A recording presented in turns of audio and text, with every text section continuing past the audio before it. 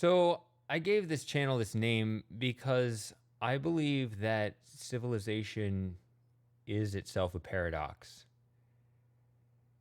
Historically, it does appear that great nations, they do not last forever and they don't get conquered from the outside.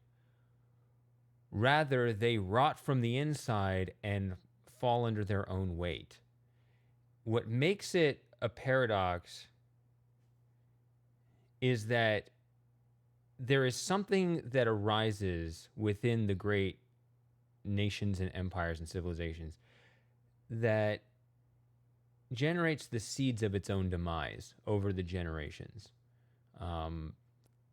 Effectively, what happens is over time,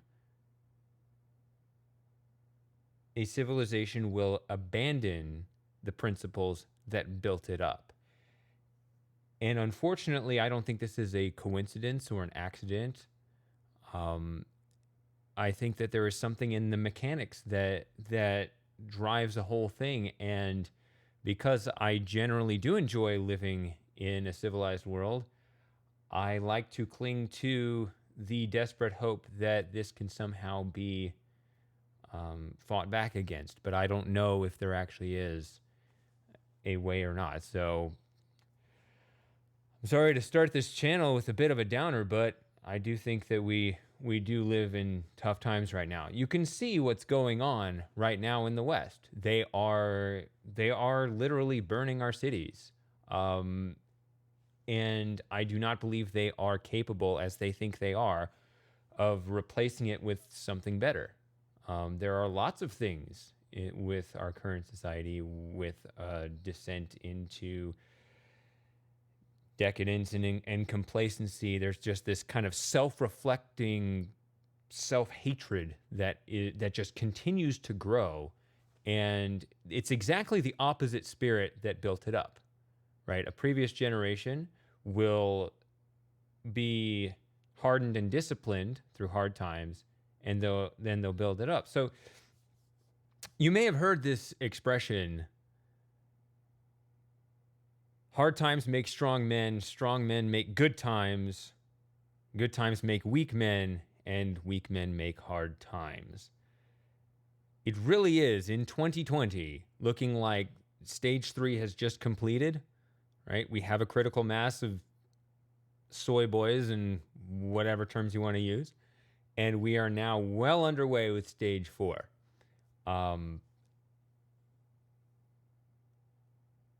I think that you can actually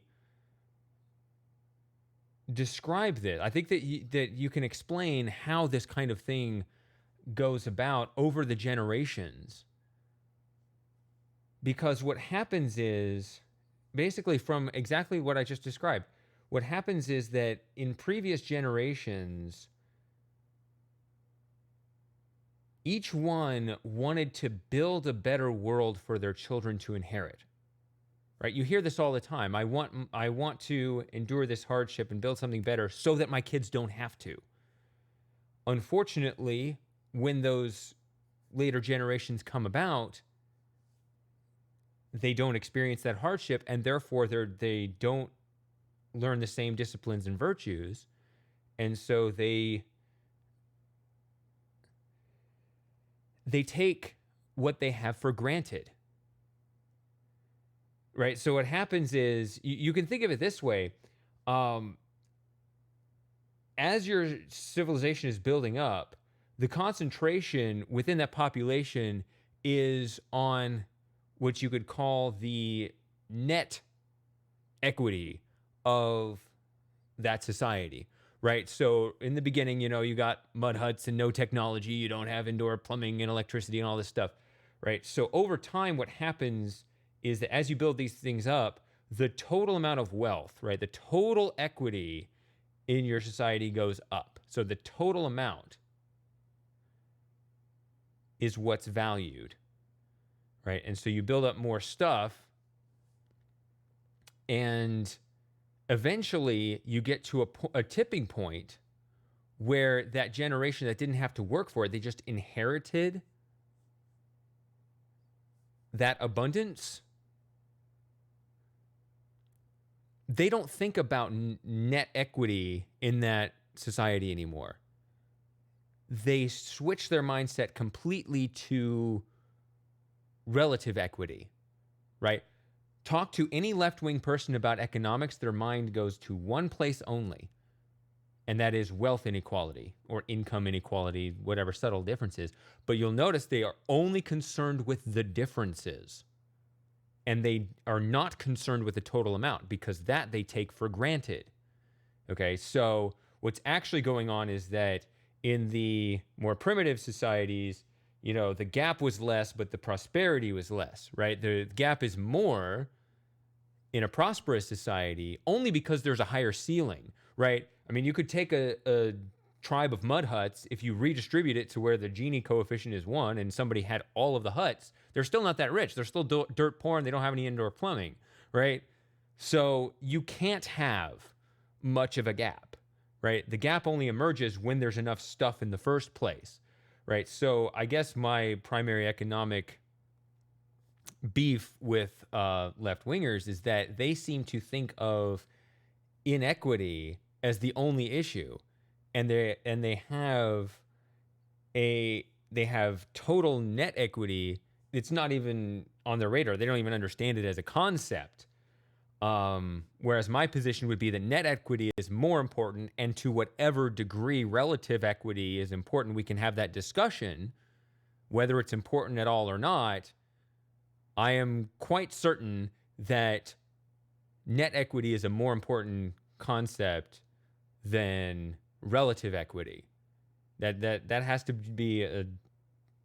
be lower down. There has to be enough stuff in the first place. So I think that what happens is, so in the mind of a left winger, like they think that gaps just increase. So you'll hear this expression: the rich get richer and the poor get poorer, right? And so they think it goes like this. Well, if you're in the bubble where you don't realize that the whole, if you think relative equity is the only issue, then you're going to see the entire economy as a zero-sum game, and that's what gives you that that illusion that the poor are getting poorer. Of course, if you understand net equity, the poor are actually getting richer, right? That's what's actually empirical, is that the poor get richer just at a slower rate. To quote Joe Rogan, he once famously said, "Poor people are fat today. Think about that shit." And these discussions have been done where people will say, would you rather there be a larger gap but everyone is richer, or would you rather have a smaller gap but everyone is poorer, including the poor? And socialists will tend to pick the poorer one. So it's not that they love the poor, they just hate the rich. But my point is that this mindset does not emerge until that society has built up enough abundance in the first place. This mindset where relative equity is the only important thing does not exist in the previous generations of society that built it up. It only emerges in that inherited generation. This is how a society creates its own demise. And so, yeah, I guess I basically just pinned the fall of civilization on left-wingers. But again, look at what they're doing. They are burning everything to the ground and calling for the abolition of law and order as I speak. They do not have the hardened discipline to value what we have to build something new. They take it for granted. Since they always took net equity for granted, that convinces me they're not going to be able to put something else in its place. And there are other reasons too that I think that they have a false understanding of human nature, and I can get into that in later videos. But so yeah, I do have a deep skepticism of left-wing ideology. I will not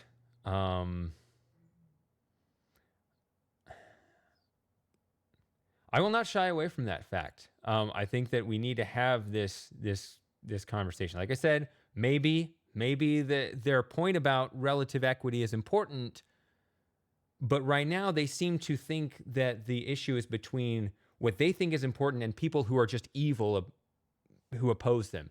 No, we have we have reasonable objections to their ideology, and that's what we need to talk about. Anyway, I'm rambling about it. Hopefully, I can stay on topic better next time. But I really think that the paradox of civilizations, the rise and fall of nations, we breed a later generation that sees its own destruction almost deliberately. And the only hope is that I can see is that maybe if we can at least acknowledge it, we can instill a better resistance to it. I don't know. But so yes, if you like this, give it the usual interactions and we'll see how it goes.